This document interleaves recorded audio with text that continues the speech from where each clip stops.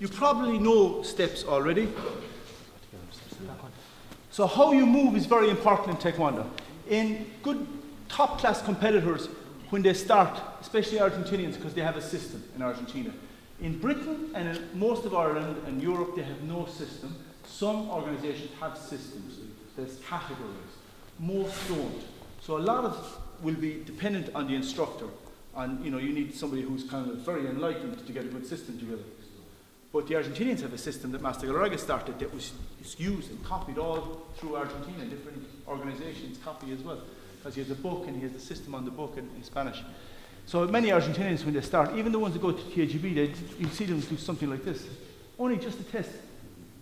See how the opponent reacts. They will watch you in the previous fights, and I tell the good fighters to do this. They will watch the opponents on the previous fights. They will see how they move. They will see what their steps are. They will see small little details about what you do with your hand. Some fighters, for example, will go at their head guard at the wrong time. All of these things. Good fighters will look at their opponents to see these things before they face the opponent. All right? If I was going to, let's say, if I was going to face, let's say, any one good competitor, Cristiano Ronaldo from Spain. Before I'd say he might be about one of the best opponents in this weight division. Beforehand, I may look at a video of him, just not too much, and I look, and within 2 or 3 minutes, I'll have an idea of what I think he does wrong. Okay? Or what he does to make, he'll do certain things to make you do what he wants you to do. Okay? Which is a really good fighter, different level. Because most fighters don't do that. They fight and they try to block and counter. But the really good ones will try and do something in how they use their body to make you perform what they want you to perform. Believe it or not. No Jedi mind tricks. Just how they use their body. So you study all of these things. But we'll get to that later. If I forget, you can remind me. Anyway, so first one is single step. I used to have this guard before I changed it here. No. This is the position, and all a single step is this. This one here is used at the start of a bout, or maybe at some point, just to see his reaction and how he moves, okay? That's all it is, 1. It's also used for this. If you put the hand up there, Mr. Silva. If I punch Mr. De Silva like this, watch. It's somehow powerful. Now, when I do this, the difference is astronomical in what you feel, okay? Taekwondo fighters don't generate enough power with their hands, generally speaking. Both hands. They normally do, a little bit closer, a little bit apart, there. Normally they punch kind of, this kind of stuff in tournament is really bad.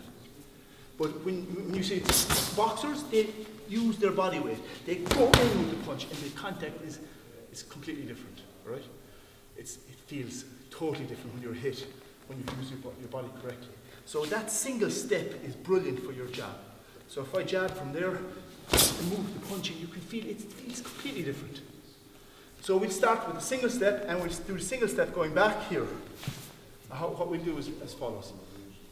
Your hands are down. When your hands go up, really we should use these, but they're not really they're not quite heavy. You might as well use the gloves. You know the ones where your hands fit in? They're better. Okay, so when your hands go up, I do single step, 1, 2. Okay, that's all. I go back. Now it's his turn. Relax. I'm not going to start until your guard is up. Guard a bit higher. So my job is to change things. Okay? I'll be coach now. Relax, relax, relax. Keep the front hand higher. Go. Okay, you have more power if your hand isn't here.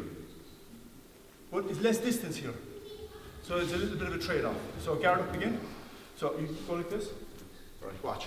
Here is good, but less power because it's too close. Here, it's way, way harder. Try and keep them closer together. And the reason for that is this.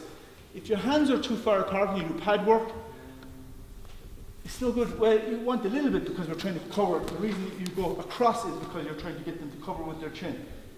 But when they're too far apart, nobody's head is that wide. Okay? Few gold medal winners are right there. Yeah. Okay, relax. Guard up. So now you're going to perform. Guard up, tighter, a little bit higher, slightly. There, that's what I like. That's me coaching, you know that's what I like. So you can change afterwards. It's 6 degree. Relax, relax, keep that hand up high. Go. Okay, go again. Now I'm studying him. Go again, go back. Keep that hand here a little bit. Go. Good, it's better than the first one. Now harder. It's okay if you miss, just go harder. Go. Good. Go back. Again, go. Watch there, because sometimes this hand's a little bit. This way is open for this punch. So it's slightly this way. Okay. Okay. Now it's relaxed. It's good. Okay, so that's my job. Doesn't matter if you're first degree and he's fourth degree. You're training together for this. Okay.